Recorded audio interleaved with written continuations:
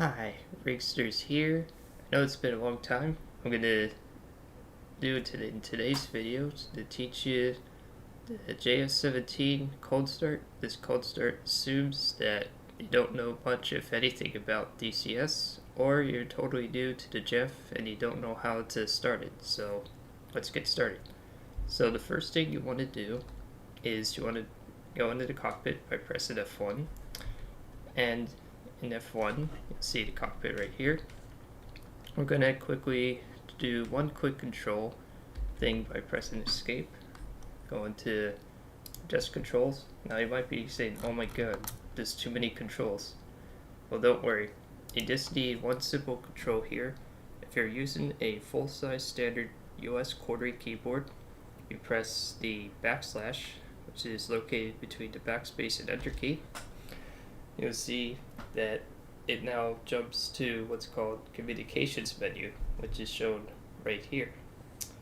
Well, now what does that mean, Riggs? I don't know what that is. Well, that's okay. The communications menu in DCS is to bring up the radio. The radio can either be used by the keys on the keyboard after pressing backslash, or you can actually click on them with your mouse. So you do not have to use backslash, and in some keyboards you may actually not have a backslash. So you may have to type in communications menu. To do that, you click on this box at the top, and you hit search, and you type in COMMUN, and you see that the list keeps shrinking the more descriptive you get the search function. It's kind of like learning how to search your file structure in DCS. It's one of the many things you have to learn in this game. But you can change this if you want. If I double left click on the communication menu with the backslash, and you can send it to whatever key you want on the keyboard, or joystick if you have one, or a gamepad, or game controller, some people call it. Some people get testy when I say gamepad. I also mean game controller. Once you press a button, you can see that when I'm pressing each button, it changes and lets me know what is there. For example, if I press B, in this case, it would say currently in use speed brake toggle. And if you want to actually get rid of speed brake toggle on the default key binding of B, you can do that. Just make sure to note down, either write, screenshot, or make a mental note that, hey, I removed a binding, which is shown right here under currently in use. If you want to confirm that, you press OK. If you don't want to change, you can press cancel. If you want to reset and try again, press reset. In this case, I do not want to change that, so I would hit cancel. If you did actually change it, you scroll down all the way to the bottom right and you hit OK if you want to actually apply the change. If you don't want to apply the change, or you go, oh god, I screwed up, that's okay. You just go to the bottom left corner and hit cancel. Done. Now, the JF-17 is a full fidelity module in DCS, and you might be wondering, oh god, it's another technical jargon. What does that mean? It means that you can click on buttons with your mouse. So, in some cases, you may not even need to bind buttons on your keyboard, or joystick, or Hotas, or your throttle. You can just use your mouse if it's within reach. This may not be useful if you're using VR, however, so do keep that in mind. VR is a totally different thing. So let's bring up the communication menu. In my case, I'm using backslash on a qwerty full-size keyboard. If you bind it to a different button, you just want to make sure at the top right corner of your screen, you see, in this case I have simple radio comms, but don't worry about that. Under this main, ATC, and ground crew. Now, this can also be changed in settings, but for now we're just going to keep the default because most people on the full-size qwerty keyboard will keep the default. So we can click on ground crew, which I'll do in this case. I'll click on the radios, but you can also press the keys that it shows right over here. And unlike in most jets, the JF-17 actually has two unique things. We'll start with the first unique thing that it does differently. The configuration panel, which is F5 in my case. That is usually the default, by the way. If you click on this, you get this panel. And you might be rolling your eyes and going, great, more complicated crap. But no, it's actually very easy. So, in the middle right here is laser codes. Long story short, laser codes can be changed when you're on the ground for the pylons. The pylons store information to the point of the computer to say, hey, this is the laser code you need to look at. For our case, we could just keep it to default. Sometimes you may need to change this. We can do that in a future tutorial. The important thing right here is the DMAP type on the top right corner here. Usually I'd recommend keeping it on raster charts. That is the default that most people recognize and use. You can use map alt as an alternative map interface. I rarely use it, and I don't recommend it if you're just learning the JEF or the game in general. The next most important thing is the update INS align data. If you check that box, the ground crew will do most of the INS work, and you don't have to hand type each and every individual north and easting and altitude and all that. They do most of the work. You do not have to hand type your initial align data. The thing below it, the AAR probe, this I'll show in a separate tutorial, but what this does is it removes the little refill probe that's enabled by default. You have to have the engine shut down for it to be removed. You cannot have engines running with this on. The next button, the refill utilities, refills your chaff and flares. And the parachute. By default, of course, it's unchecked because you didn't do anything. The thing below it is the inlet cover and ladder. This you do want to uncheck. If you uncheck this, they will remove the inlet cover and ladder. If you fail to do this, your engine will just basically destroy itself when you try to turn it on. Once you're ready, you click apply. And while they're doing that, we can start the ground start. So we're gonna go to the top right corner here. Coordinates ready. Yep, and the ground crew usually takes about 15 seconds or less to do that. So we're gonna go to the top right corner panel, and we're gonna turn on battery, which is right here. If your eyes are getting hurt by the very bright light, which we'll quickly demonstrate here, there's this knob right here at the top right corner. You can either left click and drag, or you can use the mouse wheel to adjust the brightness. I usually like to turn it down a bit because it's really bright even in the daytime setting. You don't need it to blind your eyes. Don't know why by default it's too bright. Just deal with it. Just lower it as well. That's what I should say. So the next thing to do after battery gen is AC generator. Left click that. And then to the right of it, left click DC gen. So what you just did was you turned on all the electric power that the plane runs off of.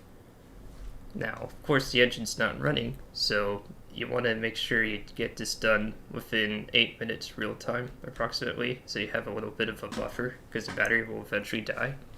But you have plenty of time to get the engine started.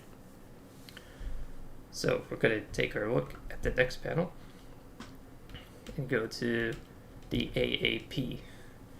You might be going, oh god, there's too many buttons. Well, this button is very simple. You if ever, will press the button right here where my mouse is, which is train. It's just for milsim or realism purposes.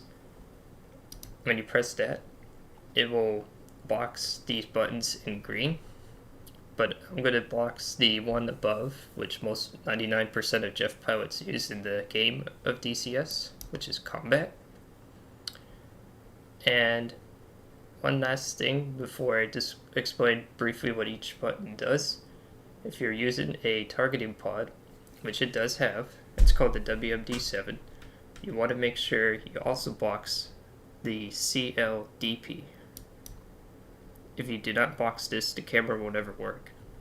As an optional thing, you may want to also enable to the right of it the IRST for IR tracking for the laser heads. Sorry, not laser heads, the IR seeker heads. Alright, briefly explain what each button does. INS is your navigation. WMC1, radio 1. WMC2, radio 2.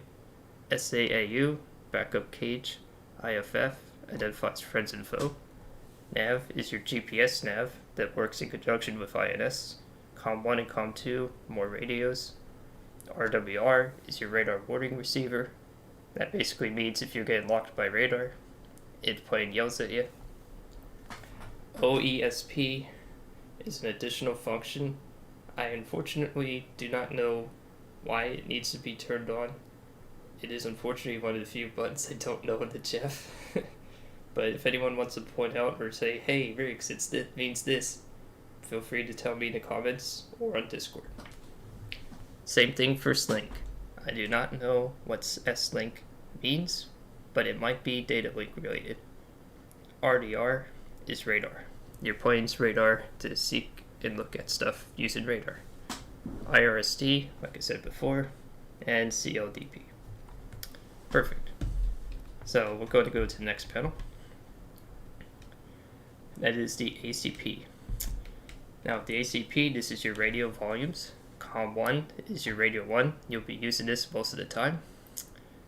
You can raise and lower the volume with either left clicking and dragging the knob, or you can use the scroll wheel.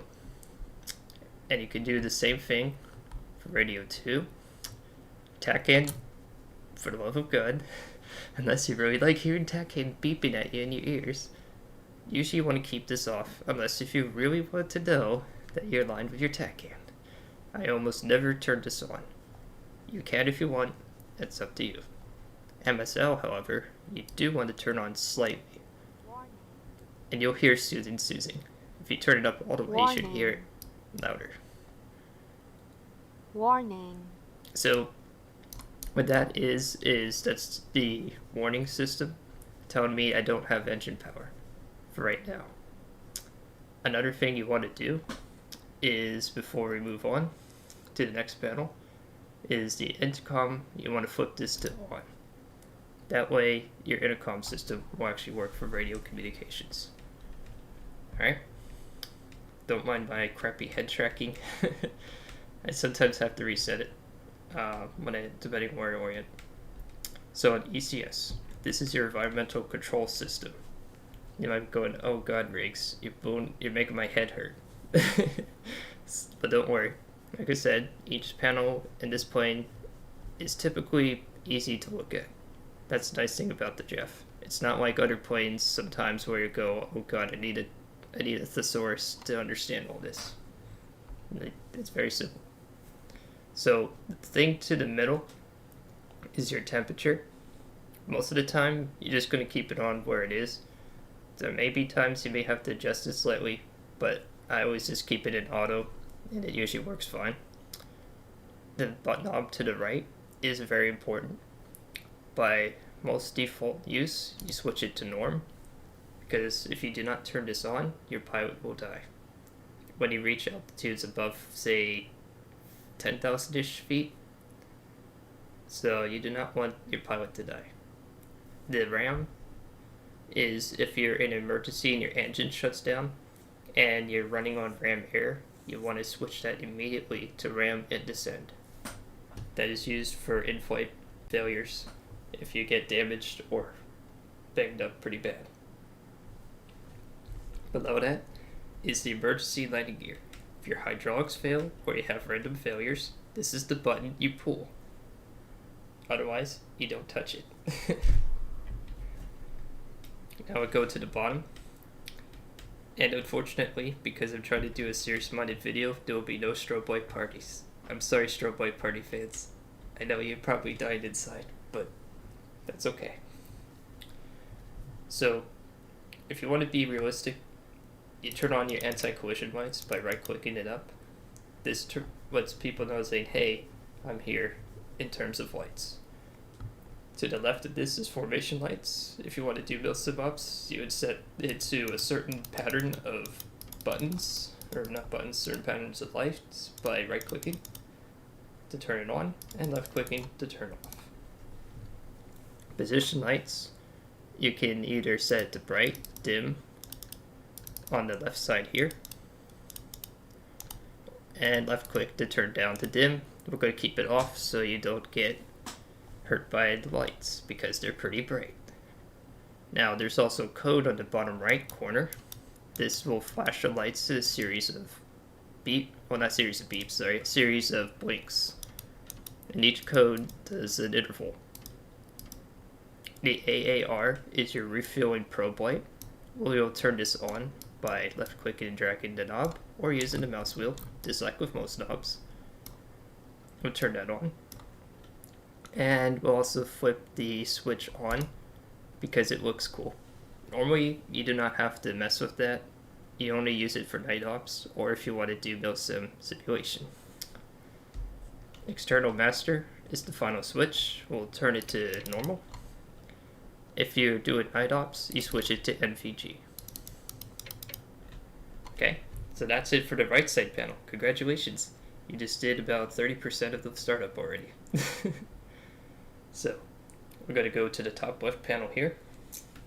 Getting good to go to the fun stuff now. So, on this panel is where your parking brakes are, your flaps, your brakes for your parking brake, and the fuel pump system. We'll start with the top left corner and the brakes. When you're all done, you keep the brakes on normal. Very if you ever have to test, because almost nobody plays with random failures. If you are, well, good for you. There's brakes here.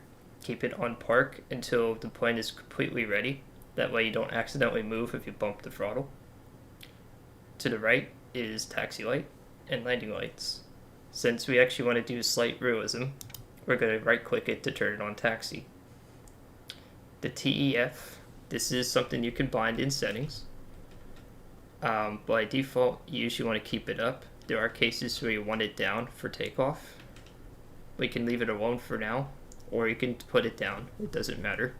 But just to let you know, normally, unless you're really heavy, you can keep it up. The bottom left here is fuel valves. Normally you don't have to touch this. Where they are right now is fine. You might be wondering, Riggs, what's R? Is this plane a pirate? No, that's aero refueling probe. So by default, you want to keep it on off. When you switch it to all, that means when you connect the hose to a refueling plane, you refill all the tanks. If you have external tanks still connected, it'll also refuel those too. If you left click it all the way down like I did, because, you know, I'm not as fast as talking as I am moving, is the internal tanks only. So, there we go. Now this is important, the start pump. This actually will start pressurizing the fuel tanks. So we'll right click that. And before we move on, you'll see this button that says safe. If you left click that, it'll go to arm. If you left click it again, it goes to safe. You could do an arm safe party. See, I know I could tell you it's going to do something silly and stupid. So you want to left click it to armed. Okay, moving on. We're going to the throttle now. So this is the throttle. You might be saying, oh my goodness, that's a lot of buttons. Yes, it is. And the real Jeff, they have quite a lot of different hats too. It's actually pretty cool. It's kind of like similar to an F18, F16 style throttle. So that's just where a lot of your buttons will live. And in a future video, I'll show you what all they do. But for now, that's just to let you know what it looks like on the actual stick. So to the below of that, we're going to left click this metal bracket right here. There we go. So you might be saying, Riggs, why would you click on that bracket? So what that does is it unlocks the throttle and moves it slightly forward. If you do not do that, the engine won't start because you need to pressurize and confirm it with moving the throttle slightly forward so the engines can actually spool up. I usually like doing that ahead of time. It doesn't hurt the plane. Some people like to be ultra realistic and actually do that last. But I just do it ahead of time because I'm lazy. Deal with it. Alright, so the next thing you want to do is you left click on this button knob right here. This just to the right is the engine control. Absolutely critical. You need this on. Do not turn it off. Once it's turned on, just keep it on. You might be seeing this black button right here that says GND. We'll be touching that shortly. This button right here is your output restriction of your engine. By default, it is on C plus T. I never use that. I right click it to combat because we don't care about maintenance in DCS. In real life you would, but this is a game. You want all the available thrusts that you can get. Now you might see the button below that says AB. No, it doesn't mean the plane doesn't know the alphabet. What this means is afterburner. You can switch it off or switch it on. By default, it's switched on. If you left click it, it even makes a little noise. So just keep it on by default. If you find like you want to save on fuel and you don't want to accidentally engage the afterburner, it will actually never turn on if you have it off. Surge. Do not touch surge. Just trust me. There's almost no need to turn it off, except for like emergency situations, which 90% of the time you'll never turn off. I don't know why they have this as an option on the plane, but it's just the way it works. Okay, now we can actually start the engine. So to be able to easily identify if the engine's actually cranking, because it is a little quiet when it initially starts, you can do a new key binding by pressing escape and adjust controls. And if you had COM still searched right here, just go back to search at the top left. And when you hit right control enter, is show controls indicator on a full-size standard QWERTY keyboard. That is the default. You can change that just like with any other options here. That's what that does is it'll show you your control inputs. So if I hit right control enter, you'll see in the bottom left corner a red box appears. You'll see RPM right here. My joystick moving around with this red cube box. This is indicating I'm holding it to the right, pitching up, pitching down, moving the rudder left and right, respectively. It's pretty cool. So now we'll start the engine. So you see this black button that says GND, that's near the start panel, just below engine control. I'm going to press and hold this button for a couple seconds.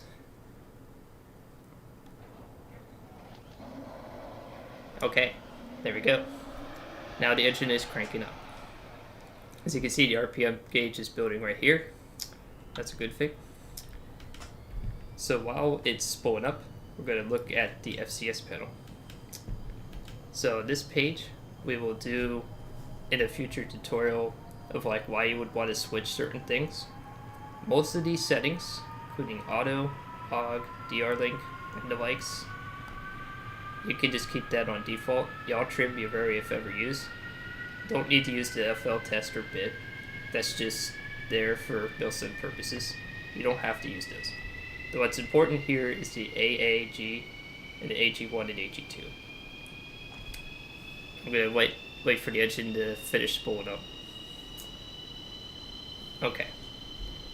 Just for the sake that you can hear me, I'm gonna close the canopy. So we're gonna quickly go back to here, to this big handle right here. This big handle, you can key bind technically, but I just like clicking on it because it's cool. So you see that it says hold, close, and open. You want to left click it to close. There we go. Now it's not locked. when we get to the step needed to finish that task, you would move it to lock by left clicking again. If you want to open the canopy, you right click once and right click again. And as you can see, it moved. It's pretty nifty, huh? Okay, so now we'll go back to starting back with the FCS. Alright, so with the FCS, once you get your weapons load on the plane, if you're doing an air-to-ground ops, which most of the time you do in this plane, but you can do air-to-air as well. If you want to do air-to-ground without external fuel tanks, you flip this to AG, and then there you go. Your plane is pretty much ready, FCS-wise, after that. Now you might be saying, what if I carry drop tanks? Well, to be extra safe, usually it's recommended to do AG, AG2. Now you might be saying, well, what's the difference between AG1 and AG2? AG1 restricts your G load to 5.5 Gs. AG2 is the most restrictive G load limit for the flight control system. If you're doing air-to-air and not external tanks, you flip it to AG1, air-to-air. That will allow you the full 8 Gs of maximum continuous G pool. Alright, so below that is the radio panel. So this radio panel, unfortunately with the JF, you cannot have IFF and 2 radios at the same time. If you use an IFF, you lose 1 radio. So technically you usually have 1 radio working. This is a note for the more advanced students or players. So under comm menu here, you see this button that's on off. If you want to turn on your radio, the default usually works by right clicking the TR plus G. That's transmit plus guard. And you can set your volume with the volume knob right here, which is just above the TR plus G. You can twist it with the left mouse button or scroll it around. Okay. And with the Misc Panel below, you want to turn on the EMG hide, that is your emergency hydraulics. Now, don't worry, it doesn't actually turn this on. What it will do is if you have hydraulics failure, it'll immediately turn on the emergency hydraulics in an emergency. That's the whole point of it. That's why you usually want to keep it on while flying or starting up, because if hydraulics fail, it'll have emergency backup. SHARS is part of navigational aid. Always turn that on. And the thing below that, the pH test and auto, you don't ever have to touch. Just keeping it on. And then below that is a MILSIM thing. You usually do not have to touch on the ZCP panel, the seat function, and the zeroizer. Zeroizer is if in real life you bailed out but the plane's still intact and you don't want the enemy to take your information on the stored in the plane, you would press this button and you would press the silver knob. Obviously most people do not do that in DCS, but it is something they do in real life. Alright, so before we move on to the next step, you'll see this big oxygen looking button that says open. This is part of your flight control system, and that is unique to the JF. You want to move this to open by left clicking and dragging all the way. You can also use the mouse wheel, of course, but you can just left click and drag it all the way. I'll just demonstrate that one more time until you can't move it to the left anymore. There you go. So that's part of the oxygen system. Now we go to the seat, and we click on this little hole right here. So what this does is it's connecting your flight pressure suit and oxygen system. Same thing for this weird looking blue thing right here. Click on that, and there you go. Now you have your oxygen and pressure system. So your FCS is going to work.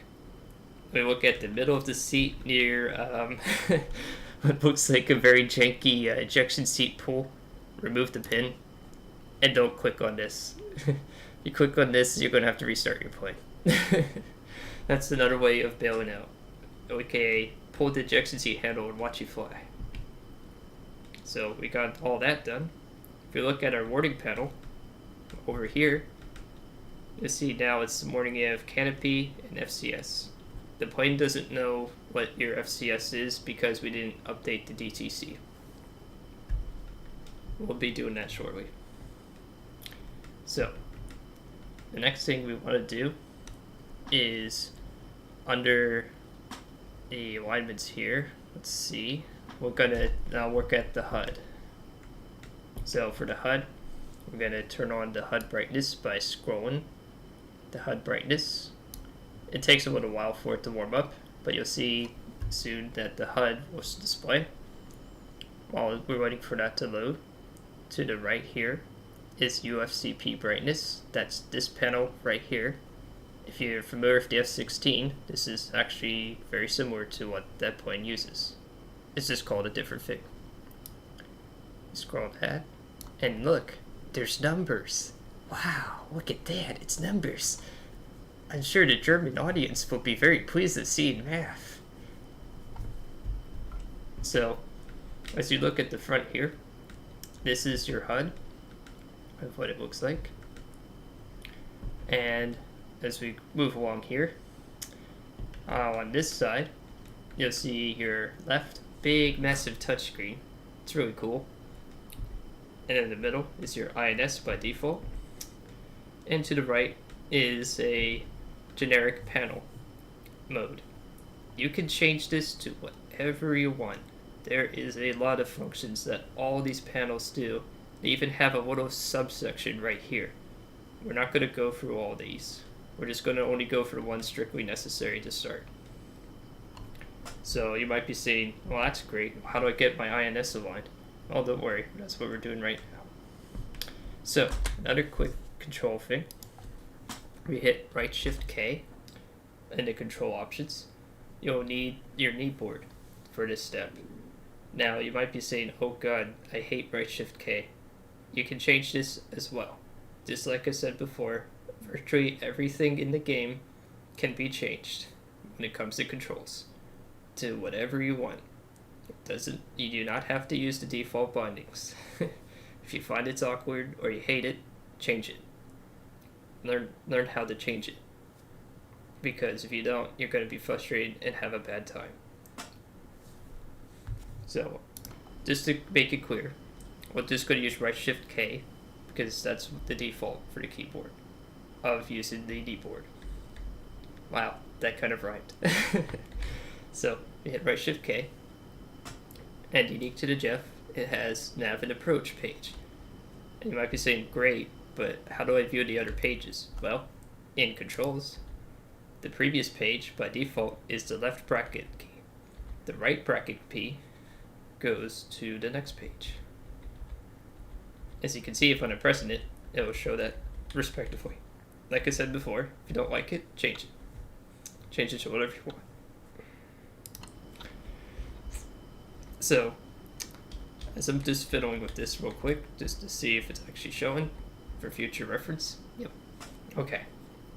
So you want to keep it on nav and approach. Now the reason why you want to do that is because you'll see the ground crew has correctly inputted the latitude, the longitude, and the altitude, but you have to put in the heading, or the true heading. And you might be saying, great, I don't like this. Well, don't worry, it's very easy to do. So what we need to do is, you also have to do this within 20 seconds, but it's very easy to input. We're going to go to INS nav, the knob near AAP, which I've tried to get the orientation right here, this knob right here. So you want to flip it to INS nav, and you'll see on the bottom panel by the default for INS, see a countdown timer. You click on this button right here on the bottom right. In this case, my heading is 022, and you'll see these numbers on the sides here. You press, in this case, 0, and then 22. There you go, that's it. Now you just let the plane do its thing. It's that easy. So while it's doing that, let's display one quick panel while it's doing that. Is the SMS on the right panel, right here. If you click on that, that's your sys stores management page. This will show you what you have loaded on the plane. Obviously, this plane is empty, and we have to update the DTC, which is the data cartridge system. This plane uses cartridges, like a Nintendo NES, or if newer, like a Nintendo DS, or DSL, you know, all that. Oops. Well, I shouldn't say DSL. That's actually not the right term. DSI. It's been a long time since I talked about that. I know, I'm a nerd. So, now that the INS nav is finished, we can go to the UFC, which is this big panel of all those numbers I joked about German audiences being amazed about before. So there's a whole bunch of buttons here. You want to click on the HNS, and once you're on this menu, you'll be going, great, well, what do I do? So these arrows right here are submenus or option selectors. In this case, we want to select the INS like that. So what does that do, you say? Well, this uses the INS and corrects it with GPS, so you don't get drift. You do not want drift. This is not Tokyo Racer. What that means is your navigation data, if you don't do this, will eventually get screwed up and you'll get lost. And believe me, I have a reputation of getting lost in the game, so you don't want to get lost. So you might be saying, great, well now what do I do? Well, on the bottom left corner, you see this button that says RTN, return. That returns you back to the starting menu, which is this by default. Now the next thing we want to do is to update the DTC. This is the last step. So we're going to open the canopy. Unfortunately, I have to do this because if you right click it to open, you'll hear loud noises. I apologize, but I have to keep it open for this step. Alright, while you're doing that, let's press the / key, wherever you use to talk to the ground crew, and we'll demonstrate just loading rocket pods because that would be cool. So let's press, we'll do this through the keyboard, we'll press F8 in this case, and press F1. This is your normal armament page. So this has 7 pylons. We're just going to load, right click pylon 2, go to rockets, and under rockets you'll see 3 options. Let's load the laser 90 mils. I'm not going to go over too much detail what it is, but select the BRM 1 90mm. Then move your mouse over to pylon 6, rockets, BRM 1 90mm. And then in the middle, you right click this, and you'll see that it's changed. You'll be like, Riggs, why gonna get all the options? Because what happens is, each pylon has certain restrictions. Some pylons can carry heavy weights than others. This goes for every plane in the game. They have certain restrictions of how much weight they can carry at each pylon. And also for practicality purposes. You obviously don't want to put a targeted pod on the outer right wing, for example, unless if you're an A10. That is an exception. So the pod you want is the WMD7 Flare LTD pod. Just use it. You almost never use the data link pod for most weapons. That is used for cruise missiles. KG600, I don't never use that either. Just use the pod. You want to put it in the center if you're going short trips. You can put it in the other slots, such as on station 2. But for now, we're just doing it in the center because that's easier. Press OK. Request rearming. Copy. So press F2. Now you might be saying, how did you do that view? If you go to Adjust Controls, and then press F2, under Controls, that is the default external. If you press F1, that goes back into the cockpit. These are very commonly used buttons. If you do not have a full-size keyboard or you hate that, once again, you can change it. That is the defaults.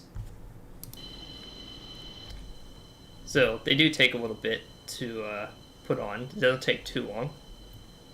But as you can see in F2 view, that is the targeting pod. And the rocket should be on any second. Yep, that's pod 1, pod 2. Perfect. Alright, we're almost there. So, we hit the communication menu again. In my case, it's backslash. Rearming complete. Ground crew. And we're going to update the DTC data. I'm going to click on it this time. It's F6 by default. And you want to hit either F1 or update data using default bindings. Copy.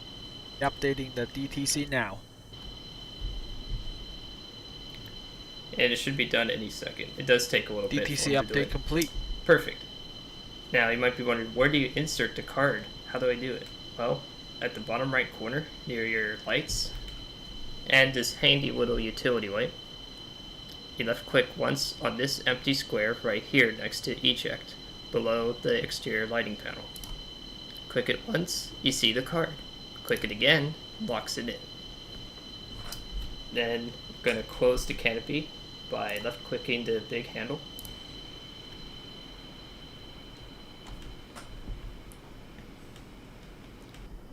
And lock it. Okay, so one quick note about the DTC.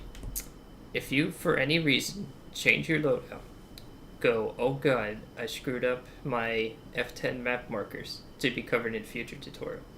If you screwed any of that up, you have to eject the card, open the canopy, and tell the ground crew, hey, update the DTC. If you don't open the canopy, but you remove the card, they actually modeled this where they yell at you, well not really yell at you, they knock on your canopy saying, hey, open the cockpit. So that's why you have to do that. Alright, so by default, you'll see now, onto this big left panel, it'll say DTC locked. Signed by is a random AI generated, well, text generated in this case, navigation system. So you have here nav, SMS, CNI, API, OAP, EWS, and enter, and data. You might be going, God, what do I do? So that's okay. You hit on the top right corner here, 99% of the time, you just want to hit all. What that does is it boxes all these for you. And the nice part is, if you hit all, but only update, say, changing a weapon pilot or navigation, it will only change relevant data. But for the first time, it takes the longest. After that, it's much faster. You then, on the bottom right corner, hit enter. And now it'll say DTC transmitting. So that's how this, I just want to show you what it looks like while it's doing it. And yes, I know, it's almost an hour long video. And I understand that. Some people like really fast startups. This is just a very succinct, easy startup. This is not sim ops where you're trying to get this all done in under 20 minutes, which you can do, by the way. All this startup, once you practice it enough times, doing all these steps, you can get this started up in under 20 minutes. Alright, now it says DTC locked. So that means it's done. Now you might be saying, gosh, the point is warning me. What do I do? Well, you gotta go to the FCS panel, which is behind your throttle. We gotta set it to AG because it's an air to ground point in this case. Let's flip that to AG. That usually solves it. If that does not solve it, you can also do this green button. Now in this case, you do want to reset the FCS because it took very long. If you do this fast enough, you usually don't have to do this step. Sometimes you may have to do it. So you just hit reset. And there you go. Boom. That's it. So the last thing you want to do is release the park and brake, which is on the top left corner in front of the throttle. You just left click this to norm. You do need one keybind to do next, and that is when you press escape, adjust controls. You need two actually, sorry. You want to do the wheel brake, not wheel brake. Wheel brake on. That's what you want. It does have anti-skid. And you need the nose wheel steering. So the nose wheel steering is a very strange button. This is the only first strange button I'm going to do, so it doesn't overcomplicate it and overwhelms you. You want S5, change, unselect weapon station, NWS. If you see that in DCS, that means this one button, once you're airborne, will be your weapon change or unselect weapon station. On the ground, it engages your nose wheel steering, and it also changes your weapon station, just to give you a notification that doing this on the ground will still change your weapon station, and also turn on and off the nose wheel steering. By default, as you can see, it's left Alt D on the keyboard. I have a Hotas, so I bound that to a button. In this case, I have bound it to the top right button on the VKB Glad Evo. You can change it to wherever you want. You do not have to even follow any of that. But make sure you set any button to that button. Alright? So you might be saying, well, where do I tell? Well, this is the last step. On the top right panel, above the right screen, the right MFD as some people call it, is this submenu where it says pitch, roll, yaw trim, AG1, combat. And right now, nose wheel steering is enabled. If it's not enabled, well, look, it's gone. Press it again, it's back. So that's how you turn on and off the nose wheel steering. Now you might be saying, well, why don't I just keep it on all the time? Because in a future video, you want to turn it off once you're aligned with the runway. You do not want nose wheel steering on when you're trying to take off. You can for the first couple of feet, but once you actually start getting enough speed, it'll wobble out of control because it's not made to have it on at really high speeds. Alright, and then with that, you just simply will throttle up using either your Hotas throttle, or if you have a keyboard, if I can actually find it real quick here. I don't usually use keyboard for this, but if you're using a keyboard or game controller, it would be under throttle. Throttle levers down, up, or step decrease, or step increase. You would use one of these four options to increase and decrease the throttle. Oh, and last tip, by the way, is the throttle cage uncage. That's that little metal bracket we clicked on earlier for the throttle step. You can bind that here as well. Okay, so if I throttle up here, it should actually move. Perfect. And one last quick tip here is with the nose wheel steering enabled in F2 view, and panning the camera with the mouse, you can change that as well in settings. If you use the rudder, you can turn with nose wheel steering. That's the whole point of it. Now this is what it looks like from the cockpit's perspective. You don't need to use a lot of thrust.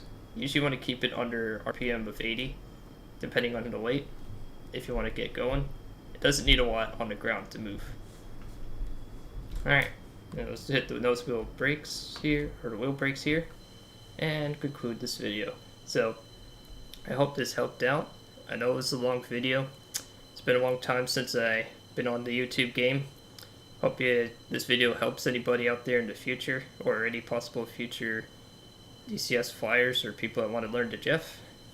And have a good day. This is Rigsters Journey, signing off.